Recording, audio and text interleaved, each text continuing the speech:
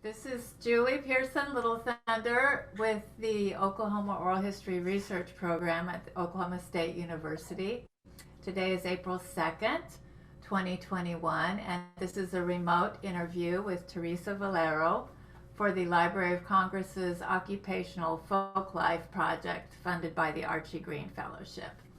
We are both in Tulsa. Teresa, you're a graphic designer and photographer, a former professor at the University of Tulsa, and someone who has individually and institutionally spent a lot of years advocating for more inclusionary cultural scene here. I look forward to learning more about you and your work. Thank you, Julie. Thank you for having me.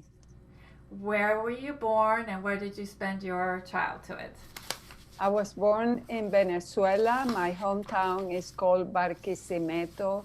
It's well known for arts and craft, but it's also the musical capital of the country. So a lot of musicians come from that area. How cool. I grew up in a family of a lot of artists. I had a brother who was a film director and one who was a poet and a writer, a sister who was an art critic. So art was a topic of conversation in our table. It sounds like the spine of the family. Yeah, right. So at a very early age, I became, quote unquote, a graphic designer. I used to do all the invitations for baptism, first communion, quinceañeras in my town. And I learned about the printing process very early on. I was about How old? I was 12 when I started. And I did it until I was around 15 years old, 16 or 17 years old. Yeah. And it taught me the value of doing design, but also being rewarded for it. You know, I do this quote unquote job and I will get paid for it. And so I think very early on, I learned the worth of what I was doing and how people, if they wanted to have it, they should pay. That is so neat. So you basically sort of knew you were on a career path sort of when you were that young. Yeah, very early on. And it was really, it really focused me on doing things in order to achieve what I wanted to achieve. And that's what I think eventually brought me to the United States. I started working in an advertising agency in my hometown in Barquisimeto. I must have been 18 or 19 years old. I had not gone to college. And so my boss kept on saying, you need to get a degree. You need to get a degree in graphic design. And that's what initially brought me to the United States. I came to the University of Kansas and studied graphic design. And somewhere in the middle, I fell in love with art history. So I decided to double major. And so I got both a BFA in graphic design and a BA in art history. And how did you choose the University of Kansas? I went to study with a very well-known at the time illustrator called Tom Allen. And he was brought by the Hallmark company, the Hallmark cards, to be an endowed professor at the University of Kansas. And he truly revamped the whole program, both in design and in illustration. So there were like those two tracks. You could go into graphic design or you could go into illustration. And it was exciting because he brought a lot of his friends and colleagues from all over the state. Milton Glaser, the well-known designer, visited Kansas maybe 4 or 5 times on my tenure there. Don Trousdale, who was a big advertising guy, very important from Atlanta, he came. Alan Cober, he was a well-known illustrator. He also came there, and the list goes on and on. People who did illustration, who did design, who did design typography. We had Herman Zaff, is a well-known type designer, and he came to KU twice. What a great time to be there. Yeah, it was great. So I finished my undergrad, and then I got interested in doing a master's in art history. So I went on and did my master's at KU. I wanted to study with an art historian who did 17th century Dutch art. And then I wanted to study with a professor in photography, a curator in photography, who studied with Beaumont Newhall, who was the first photo curator at the Museum of Modern Art. So, and that was really your first exploration of photography, correct? Yeah, right. At the graduate level. Yeah. So I actually took photograph, but also was interested in the history of photography. Mm-hmm.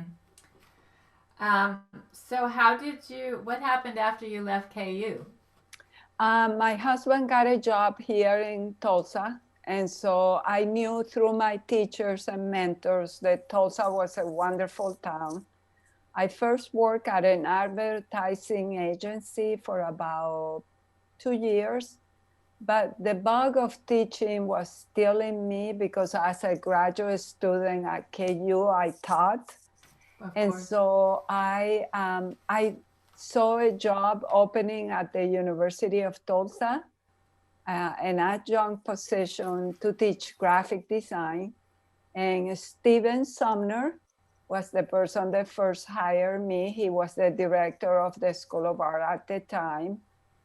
And as they say, the rest is history. I was hired in '89 as an adjunct, and then I became a visiting professor full-time, and then I became an applied professor, and I just retired emerita. Congratulations. After 31 years at TU, and what a wonderful career. You also got involved early on with the Tulsa Photography Collective. Can you talk about that a bit? Yeah. They used to have their exhibits in a small photo place that used to be on 15th Street. And that's where I met some of the art faculty and some of my friends from the photo collective. And that became a lifelong friendship. The photo collective is long gone, but I still have friendships with them. So photo collective was exciting because it was a group of people all interested in photography and all wanted to bring important names to town and have workshops. So we all spoke and belonged to the same tribe, spoke the same language. Right, and you had access to a dark room and materials that way. Yeah. That's very exciting. So after you got to TU, college demographics aren't really representative of the country, of course, and then private school demographics probably even less so, or I know they are less so. So I'm wondering how you worked as a professor to make your classes more inclusive. By the sheer fact that I have a diverse background, that I come from another country, that bring my culture into the classroom, that I speak differently, I think that made them aware of other cultures and being sensitive.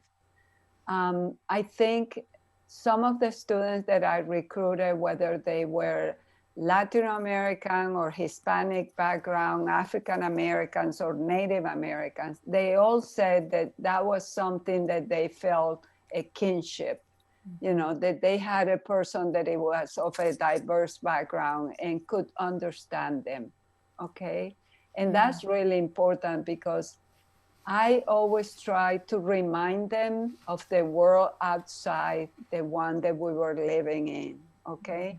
So that we're not the same. We are different and we should relish those differences, right? And we Right. should celebrate them.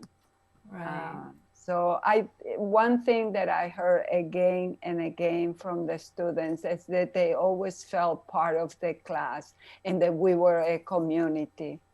And that was really important, that sense of kind of family, because we are a small university, the University of Tulsa, you really can attend to their individual needs.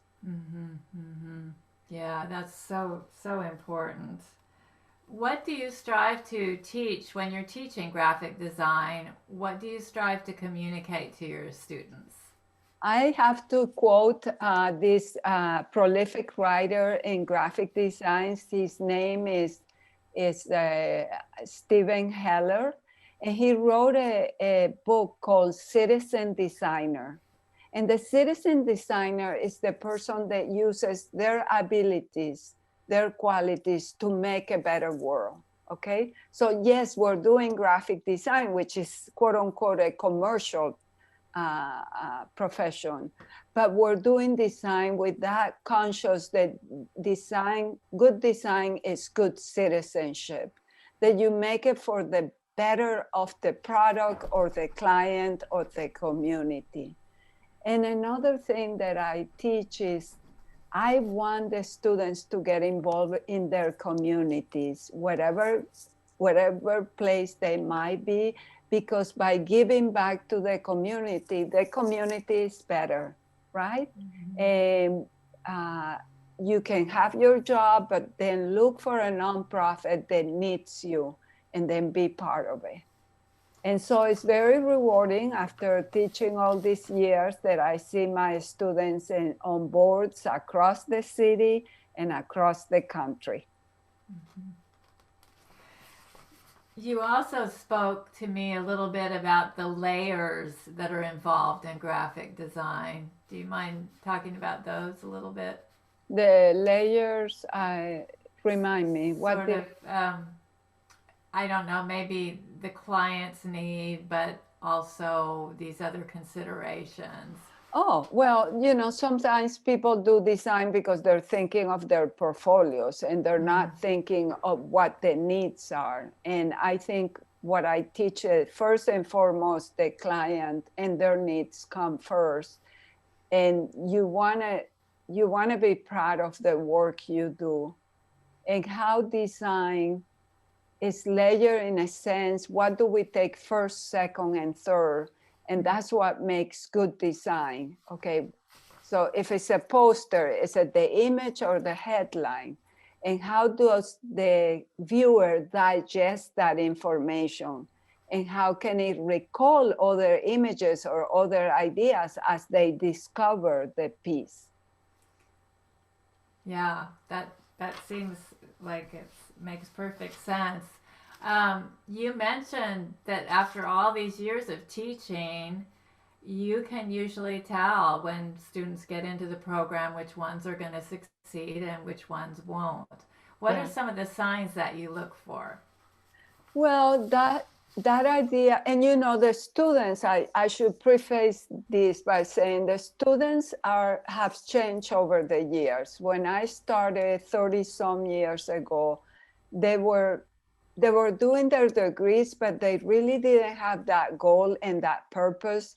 And more you see the students. I was the exception at the time I went to school that I had 2 degrees, because usually people just did 1 degree and that was it, okay? Nowadays, the students want to have several degrees and they want to achieve this and that. Before it was like, okay, I'm going to get my art degree and I'm not quite sure what I'm going to do with it. What I see now is that carrot at the end of the road. They know that if they take these classes, they will be better prepared at the end. And they have really clear ideas what they're going to do after graduation. Mm-hmm.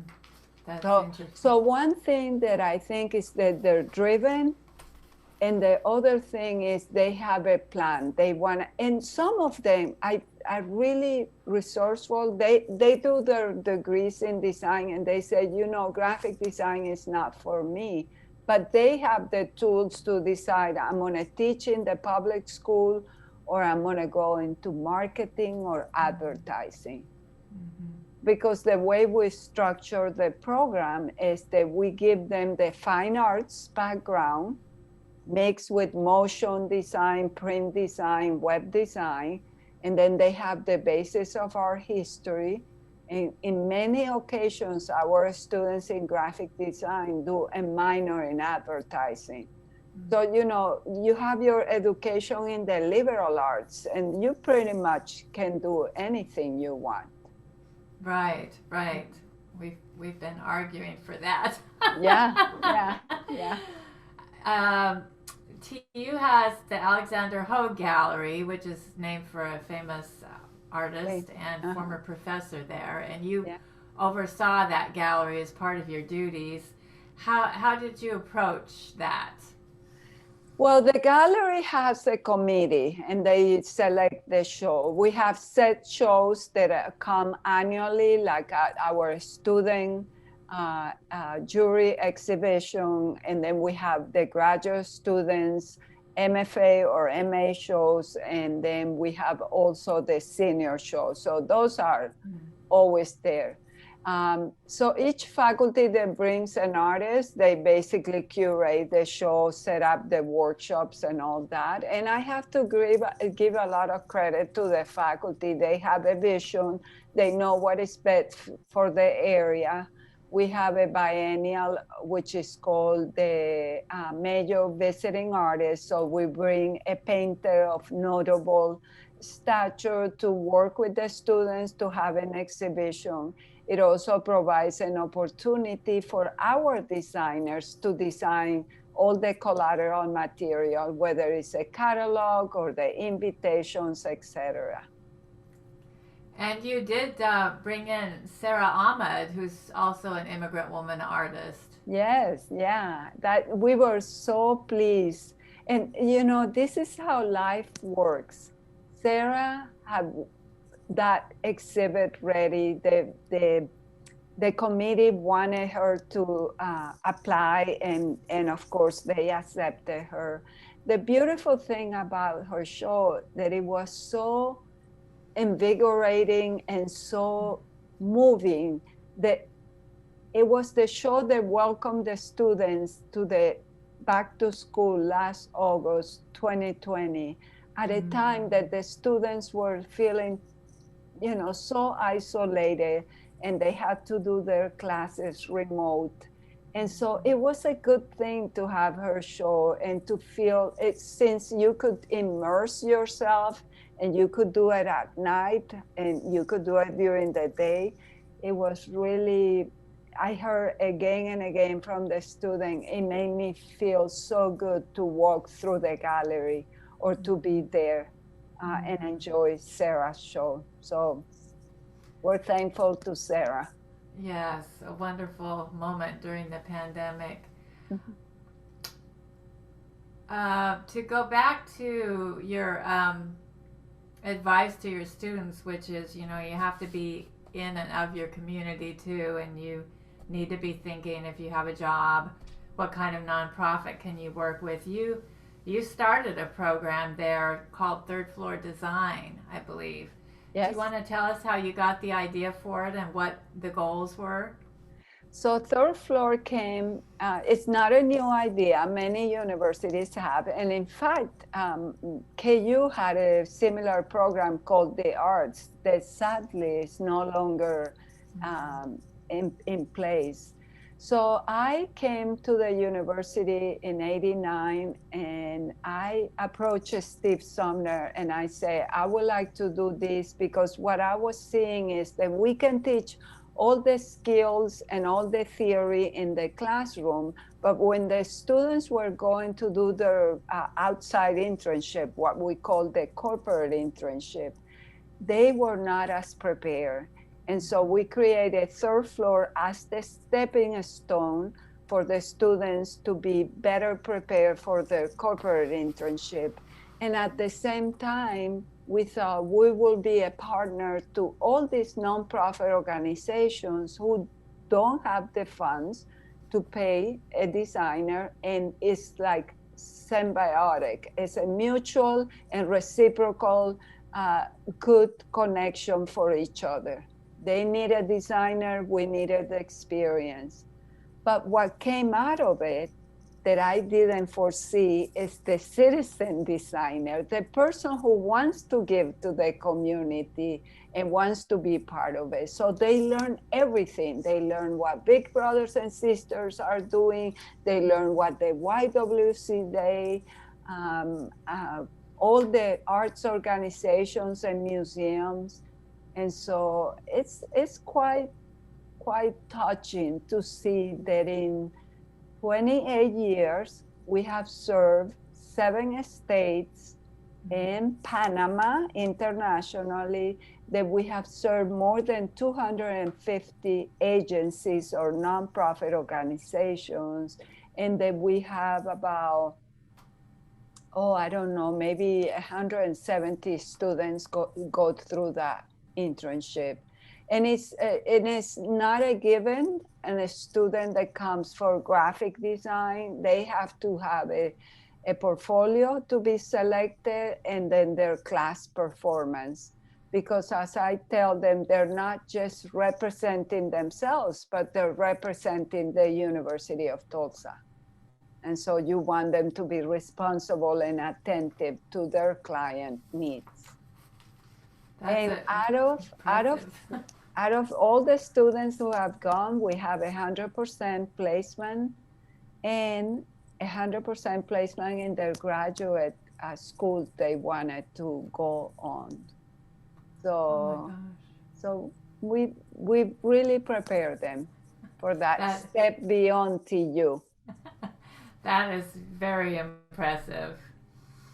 Well, you yourself have been involved in a lot of civic organizations on a lot of different, both as a board member and I was wondering, volunteer, what are some of the challenges of being on nonprofit boards? It really depends on the organization. There are some that are very large, and so you don't have the hands-on, part that some of the little ones require. I think the challenges that we had lately, and I've sat in several boards, is going through the pandemic and approving funding to endless number of fine and performing arts organizations who need the funding.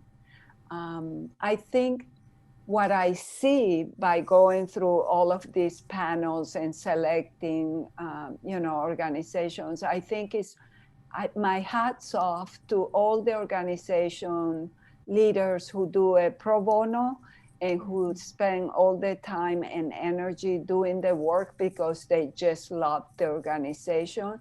It is really hard for a small organization if people are not on top of things, meeting deadlines or understanding how a grant is written. And art people are learning, but they haven't been known for understanding the importance of the economic impact that the arts make, okay? And understanding the numbers, okay? And we're beginning to have people that are really in tune with that, especially in this day and age in which the arts seem to be, under fire. The fundings are cut for art programs. So I'm so thankful that we have in Tulsa, for example, the Tulsa Artist Fellowship, because that has been such a shot in the arm to bring all these artists and performing artists and writers to Tulsa. So yeah, it's been a huge blessing. And it's also a great lesson for our students who have been working Some are doing internship, but some are being hired and getting paid to be a studio assistant. And they can see at firsthand what it means to be a full-time artist. What a great lesson, huh? To learn. Oh, yeah. Oh, Yeah. invaluable. Yeah. You've also curated a number of shows. What are the challenges to curating a show? Well, I think it's always hard rejection when you're not accepted into a show. I think some people take it better than others. Um, so that's a challenge. And how when you have a vision, I can think of a woman's place is in the world, which is an exhibit I curated many years ago, or the little black dress, which was an exhibit I curated both at the Hogue Gallery. You don't want to be cyclical because there is no way to be cyclical, but you want to highlight the important points of the theme. Mm-hmm. For the little black dress was I wanted to have a variety of media. And so I picked a filmmaker, a photographer, a textile, two or three textiles, ceramics people, printmakers, etc. And what unified was the little black dress, but their interpretations were so wonderful and so encompassing what it means for a person to wear that, for a woman to wear the little black dress. So I had a poet write a poem and it was read, and I had a musician write a piece for the show, which was cool. Performed that evening. So I had artists such as Anita Field and Sean Goshorn, Anna Norber, Carol Harrison, John Shipley, Hawks. I mean, the list goes on. Marsha Moore Hughes, a painter. So yeah, it was really great. And the night was like a Fellini movie evening. All these little black dresses walking into the Hogue Gallery. And we created a mural of all the women. We took pictures and we just installed them right there, celebrating not just the little black dress, but womanhood. Mm-hmm. I always talk about us women, we're weavers. Mm-hmm. We love to kind of connect each other, and we're not about the hierarchy, okay? We're very much on that horizontal, band. So that was a really fun show, and I had people saying, "Are we going to have part 2?" The exhibit was the dresses for the inspiration were Connie Cronley's dresses. Connie Cronley, the writer. Yes. Yeah. Right. So we based the work on her dresses. Oh, wow. What a great, I wished I had seen that one. I missed that one somehow, but maybe I was in grad school. I don't know. You've won a lot of honors and awards, both for your, graphic design work, for your service work, for your board work. What are one or two of the most memorable for you? Well, I think receiving the State Arts Award in Education, the Governor's Award, meant the world to me because it recognizes the teaching and the involvement I had for the last 30 years in the community. I came to Tulsa, and Tulsa became my home, and I'm so proud of being here and living here for all these years. And I might not sound like from Oklahoma, but I really feel that I am in Oklahoma, from way, way south. That's right. Yeah. I think the Governor's Award meant the world to me.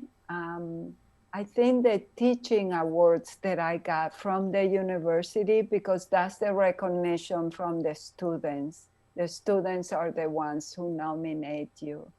But every single award I have received is punctuating a time in my life or in a community. I received the Pinnacle Award. Third Floor Design receive awards as well for the pro bono work we've done. We receive a Hard Welding Award, which is, you know, very touching. And we receive an Eddie Award, which is given by the Tulsa Advertising Federation, and it's given to someone who helps the advertising and design community. And that award goes to the students. They're the ones who do the work, right? Right. Well, photography's been like one of the mainstays of your personal artwork.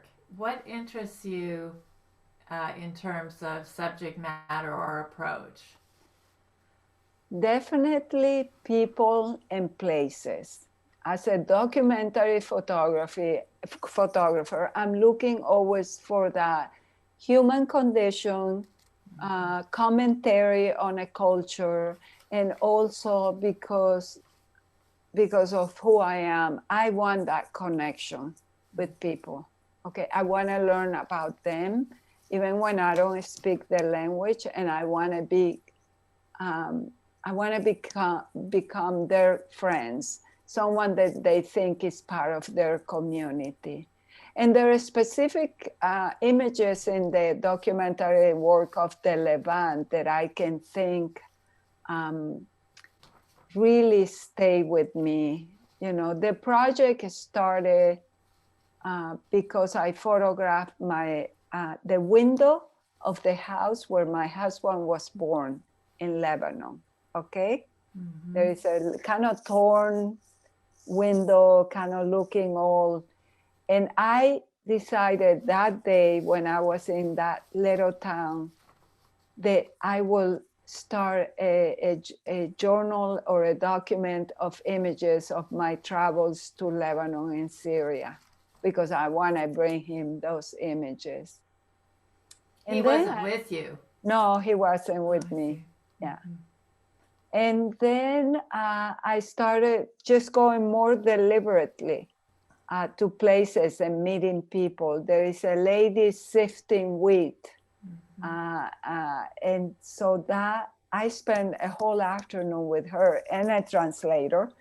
And she talked about drying the wheat, putting it all in the top roof and getting the sun in the summer so that they could have it for the winter.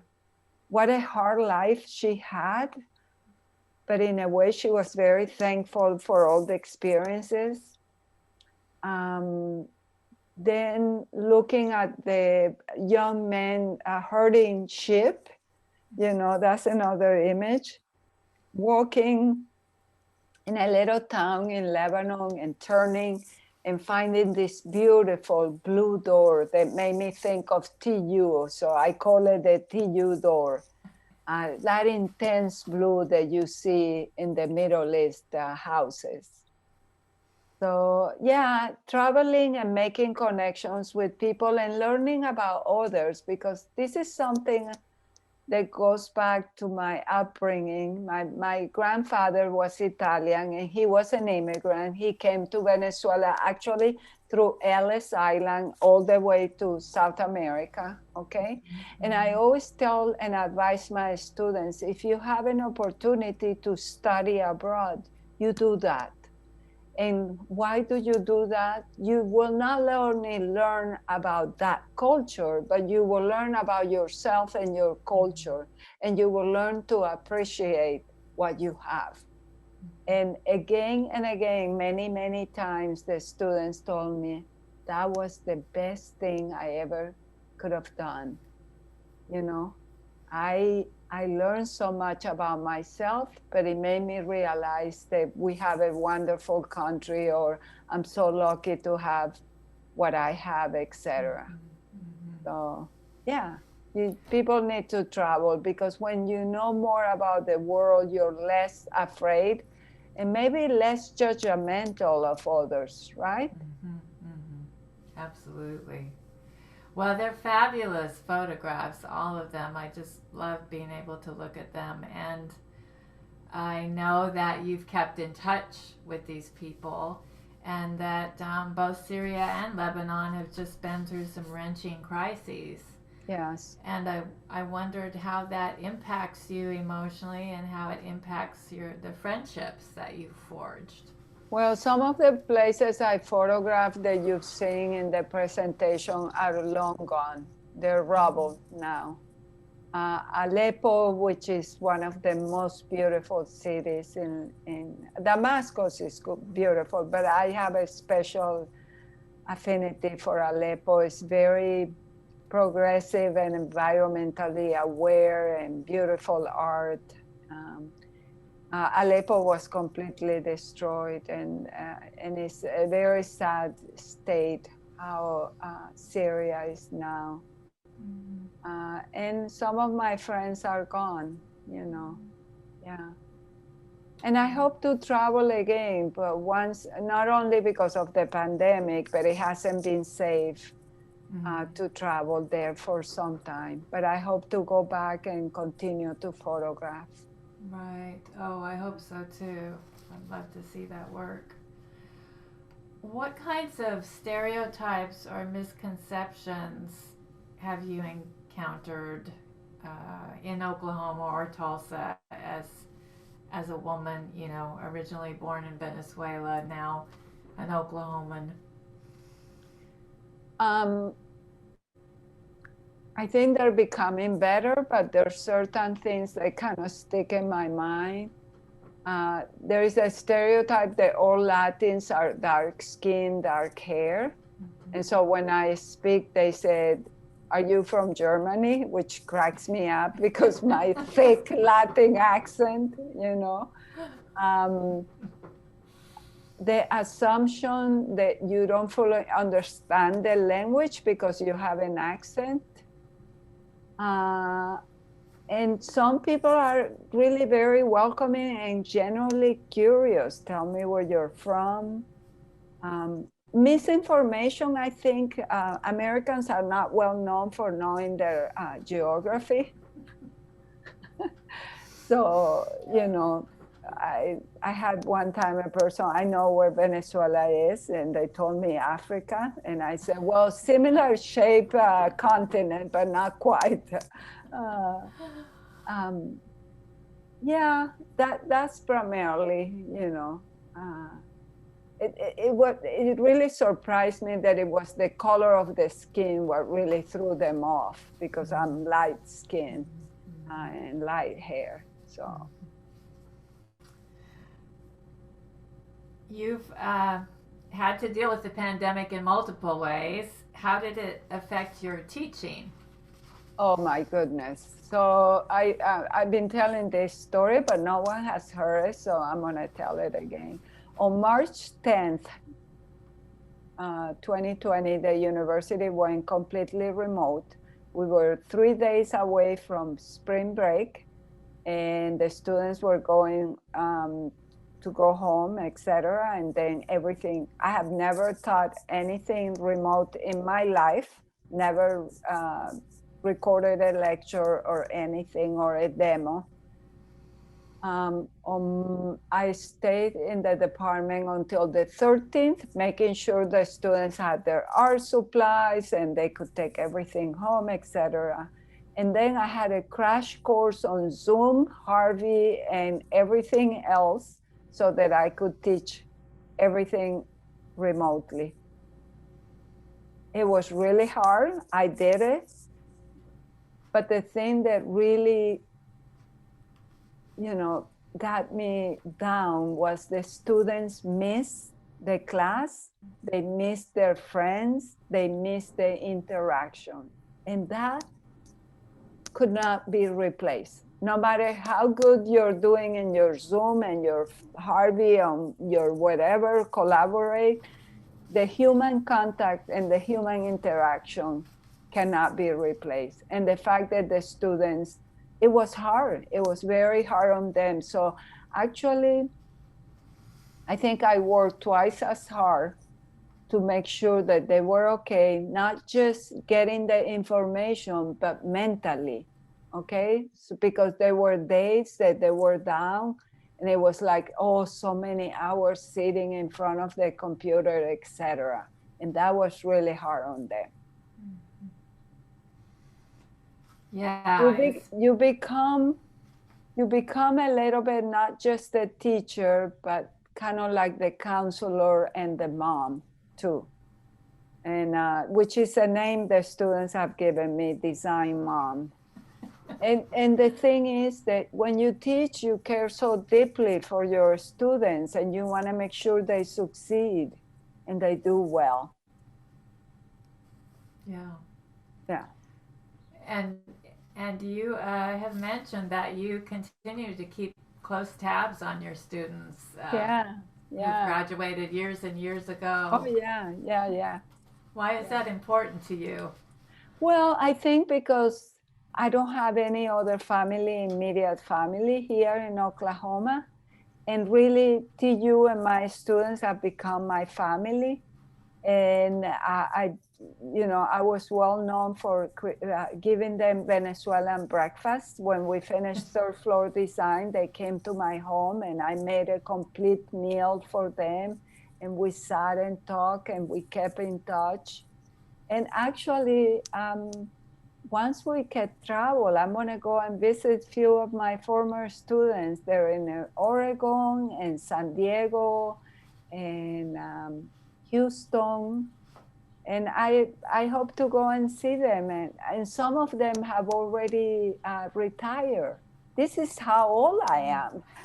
Some of my students that graduated retired from their jobs. So. Oh, that'll be wonderful to be able to go make those visits. Yeah.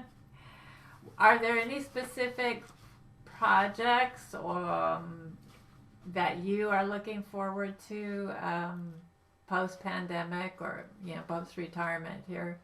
I'm trying to, I really would like to go back to Lebanon and Syria to photograph, but I don't know when that will happen. So that project is pretty much on hold.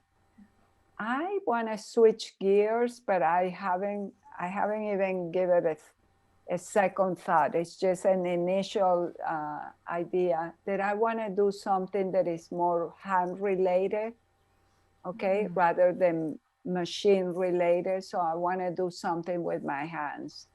And I think being around 108 Contemporary, the gallery in downtown, has really sparked that desire, because we bring a lot of wonderful artists to Tulsa, local and also at the national level. So I'm thinking I want to make something with my hands. What I'm going to make, I have no idea. I haven't even thought that far, but I think I want to make something that would take me lots of time, so I can sit down and be in that zone, how craft artists talk about. And, it's really interesting. Most people want to ask the craft artists, how long did it take you? But that's not something that is important. What is important is the process and how you feel and how it makes you be in that zone while you're doing it. So. Absolutely. Yeah. Oh, that sounds great. Yeah. Well, and time for yourself, for so many years, being the director, being the creative director for third floor, you're in that conveyor belt. You're running, you have meetings, you have deadlines, you have to solve problems. And it's kind of nice to be, dedicated to my house and downsizing and thinking of projects, but not feeling the pressure that I have to do it here and now. It's something that is going to happen, but I'll find the right moment to immerse myself again into my work and my creativity. Right. Well, is there anything we forgot to talk about, Teresa, that you'd like to mention or bring up? Oh, I think you've been very thorough, Julie. I think we cover pretty much everything. Well, I'm looking forward to your future whatever you make by hand and photographs, and just seeing you post-pandemic will be wonderful. Yeah. Oh, yeah. I really like the blanket that you have in the background. Oh, thank you. Yeah, it's a kind of an antique, and it makes a much prettier backdrop than my door, my wooden door. I know, that's why I have my painting here, same reason. Well placed. All right. Well, thank you for your time today, Teresa. Thank you, Julie. It's been wonderful. Good to see you. Good to see you. Bye. Bye.